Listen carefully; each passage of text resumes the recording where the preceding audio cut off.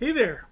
So, when I was a kid, I used to watch the show Get Smart. Remember Get Smart? Don Adams. Uh, in Get Smart, they had the good guys were control, the bad guys were chaos. But control never seemed to be in control of anything. The control had no control over anything whatsoever. And I want to talk to you today about control. And I was looking, what's the common denominator of everything I talk about and teach on these videos and other things that I do? And it's the desire to gain control. I talk about ways to gain control over all sorts of things and all sorts of ways to gain control. But what is control? How do we relate to control? What do we seek to do with control? Are we seeking control? Um, I guess you could kind of say, do you control what happens to you? Many cases we don't. Many cases things happen in our lives we have absolutely no control over, or we didn't know we had control until they occurred, and then we no longer have control because we we ignored it early on. Do we actively seek that control though, or do we cede that control? Cede, C-E-D-E. Do we cede that control to someone or something or some other entity, or just allow things to happen without grabbing on and doing things about it? And I think in many cases in life, people do cede control of some of the most important things. In some cases, we ignore the need and the ability to take control. In other ways, we just let it go. We don't care.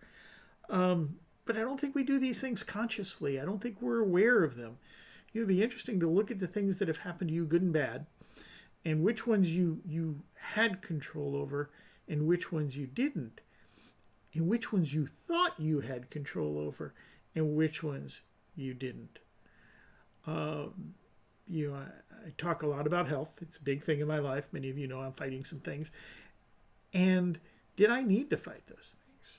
Or could I have done something 10 years ago that would have prevented it? I know I could have done something 5 years ago that would have prevented it. And I'm not going to give the colonoscopy talk, but if you're of age, go get it. Um, Trust me, you want that and not the result of not having gotten it. But again, do you seek control or do you cede it? Do you need control to get where you want to go? What do you need to control to get where you want to go? And what is this control thing anyway? These are thoughts that are going through my mind as I realize that's a common thread. Somebody prompted me and asked me, what's the common thread? What if you looked at everything underlying all that you're thinking, all that you're teaching? What's the commonality? And it's gaining control over things. That's the common thread. So I'm immersed in this gaining control idea, and it's real powerful. And I think it's powerful for all of us to take a moment and think about what is control in our lives. Because what may be control for me may be different than you. So I don't want to try to come up with a definition of it, but I want you to get you thinking about it. And the best way to think about it is to determine, are you in control or are you out of control?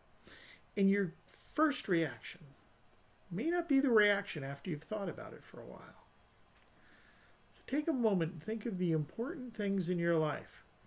You know, the old thing about if you take a jar and you put the big rocks in and then you put some pebbles around it, you put in some sand. Well, your life is like that. You have some big rocks in your life, the big things that are going on in your life. Then you have the little pebbles of things that are just, happening and they're okay and I can take a little bit of action. Then there's the sand of all the little teeny weeny things that fill in the gaps. Well, the big rocks. Are you in control? Are you taking control? Are you ceding control? What is the control relevance of those big rocks? How is it impacting you? And when you understand that, you can really define your plan of action. You can better define your goals, your objectives, your desires when you understand, are you in control? You can then begin to set the things in place to give you control over the things you need and cede control over the things that aren't really important. You always hear choose your attitude. You can't choose what happens to you, but you can choose how you react to it. That's a form of gaining control. But can you take control of what happens to you?